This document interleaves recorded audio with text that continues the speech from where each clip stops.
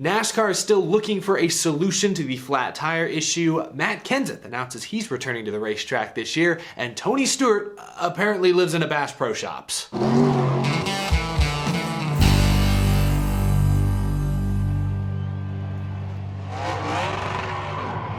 How's it going, y'all? My name is Eric. Welcome to Out of the Groove. We've got a lot to hit on today. Some SRX news. NASCAR is making some procedural changes for this weekend's race at Las Vegas. But before we get to that, this episode is sponsored by my friends at Moby. Check out their all-new beard trimmer. Woo! It lights up. Look at that. Very futuristic. Functional and fashionable, the all-new beard trimmer features an adjustable 5-step guide for precise hair length, has ultra-hygienic silicone bristles that deliver powerful sonic vibrations. Ooh, that feels good. It comes with a charging stand and it's fully waterproof. What can't the beard trimmer do? It's how I keep my beard looking clean and tidy. You can find Moby at Walmart, or you can click the link down below to see where it's in stock near you, or check out all their other great Moby products online. Thank you to Moby for sponsoring this episode. Be sure to check out their all-new beard trimmer. Now let's get to the news. If you've been on Twitter today, you've probably seen this, but trending earlier this afternoon were images of Tony Stewart's house that is reportedly up for sale. His $30 million Indiana mansion, and these images had many on social media, including myself, thinking of Bass Pro Shops or Cabela's. But look at this place. Yeah, I gotta say, I love a good water feature, and I've always thought if I was rich one day, I'd love to have like a stream going through my living room. Little running water, God, that would be so relaxing. Tony Stewart's living my dream and then some. What is going on? I feel a little weird looking at Tony Stewart's bathtub. But anyway, yes, those images made the round. I just want to share them with you guys today because it is quite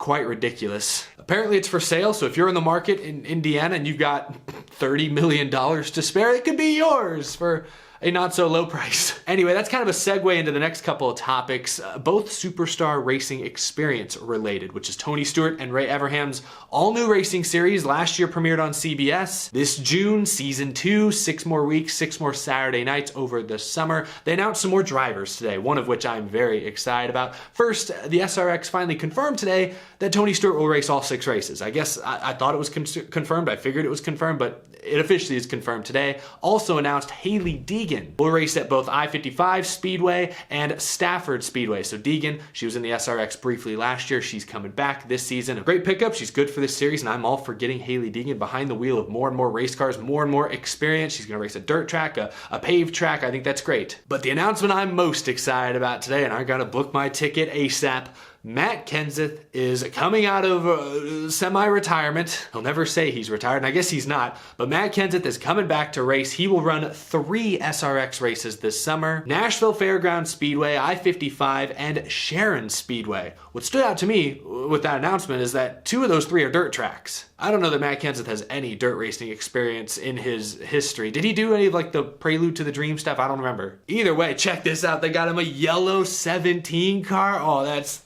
it's doing things to me, all right? This is beautiful stuff. Matt Kenseth is about to turn 50 years old, if you can believe it. And I actually mentioned it last week, but he did say in a recent interview that he had planned to run the entire SRX schedule last year, but it interfered with some personal family commitment. So not too shocking to see him now making a few starts this year in the SRX. The guy wants to keep driving. Ever since he was effectively forced out of his Gibbs seat, I know his contract was up, but you know, he was kind of dropped for a younger, cheaper driver. Ever since that happened, I think Matt Kenseth has had a chip on his shoulder. He should have been done then, and then he came back and raced part-time in 2018. After that, should have been done again. Raced super late models in 2019. Should have been done then. Came back to Race Cup in 2020, and then after that, I think it was clear he was done, at least in NASCAR, but he's back once again. And he hasn't ruled out running some other super late model races later this summer. He mentioned the Slinger Nationals once again. I was there in 2019 when he won that race for what, the 8th time. Love to see my boy Matt Kenseth staying busy, even though his NASCAR Cup Series career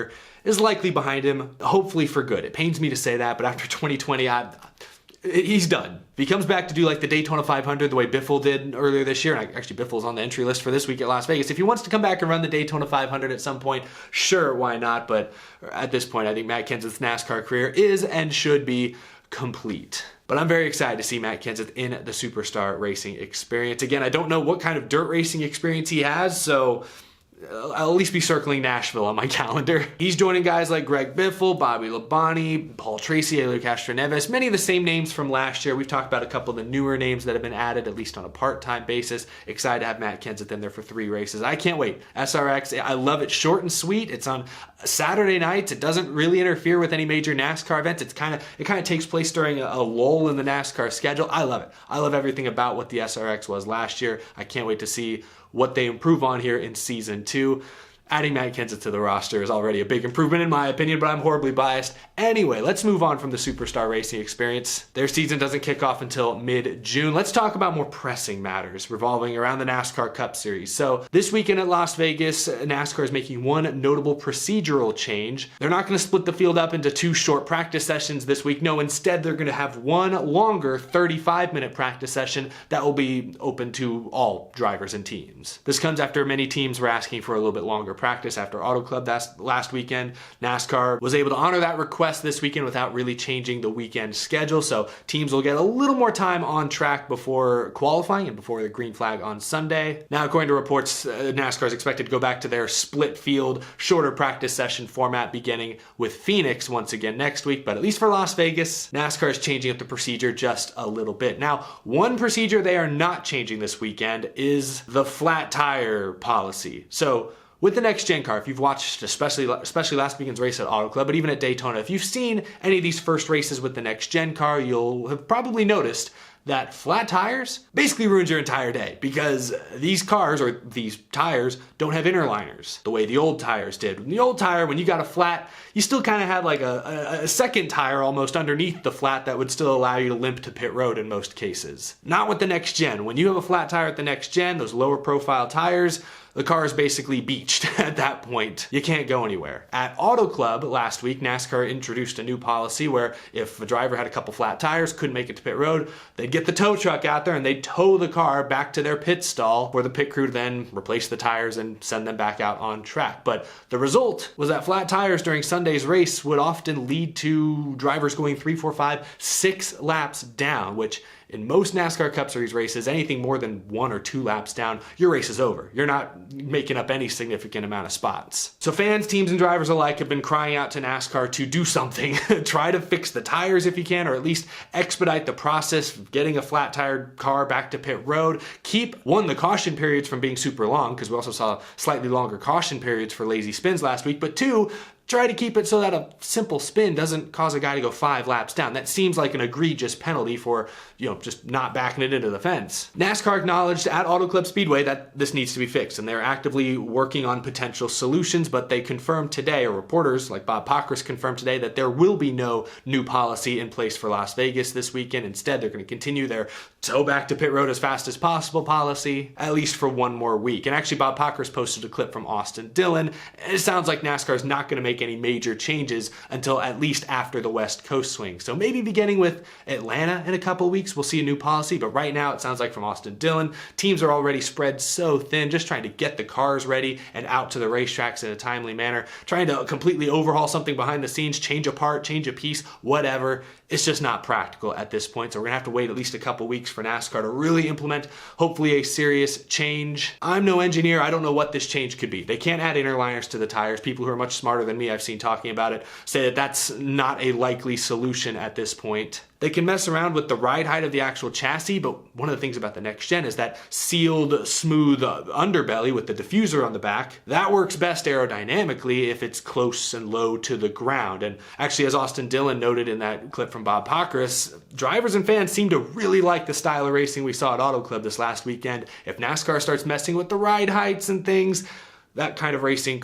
we could risk ruining the racing we have right now. I know it was just 1 race, but Auto Club was a breath of fresh air. So don't want to change things too much. I don't know what NASCAR is going to do. I think NASCAR is desperately scrambling behind the scenes to figure this out. What's frustrating, and Bob Pockrass also, whose birthday it was earlier this week, happy belated birthday Bob Pockrass, he noted on Twitter that absolutely the frustrating part is that it has been an obvious issue since the test several months ago. And that part is troubling. If NASCAR's known this was an issue for months at this point, I know they were scrambling, obviously, part shortages, COVID, etc. But if they've known this was an issue for months and refused to put it near the top of their priority list until now, that's on NASCAR. That's definitely a problem. I know they've had a lot of other priorities in the meantime, but this should have been higher on the pecking order than it seems like it was. Not sure what NASCAR is going to do. One idea that I've seen people throwing around is maybe some sort of like a neutral pit crew goes out there and quickly switches out tires. I even suggested this a few days ago, that maybe they just put some donuts on the car so it can quickly get back to pit road and then put real tires on. But of course there are concerns. I have no idea if that's actually practical, whatever. Still, NASCAR is going to need to work on a better solution than the one they have now. I know if you spin out, you should face some sort of penalty, but it shouldn't be a 5-lap penalty. And it shouldn't lead to like a 10-minute extended caution period for a lazy spin on the back straightaway. Gotta expedite this process, gotta be high on NASCAR's priority list at this point. I think it is. Hopefully by Atlanta, we get a more realistic solution. In the meantime, we're gonna have to live with it, but that's gonna do it for this episode. Thank you all so much for watching. If you're new to the channel, be sure to hit that subscribe button. We talk NASCAR news, rumors, predictions, race recaps, and much more nearly every single day here on Out of the Groove. And as always, a big thank you to my amazing Patreon supporters as well. We'll be back later this week. I've been very busy. I got some pretty exciting stuff in the works. I'll be able to share it with you all probably next week sometime. It's gonna rock pretty hard. That's all I'm gonna say in the meantime. Thank you so much for watching. I'll see you again real soon.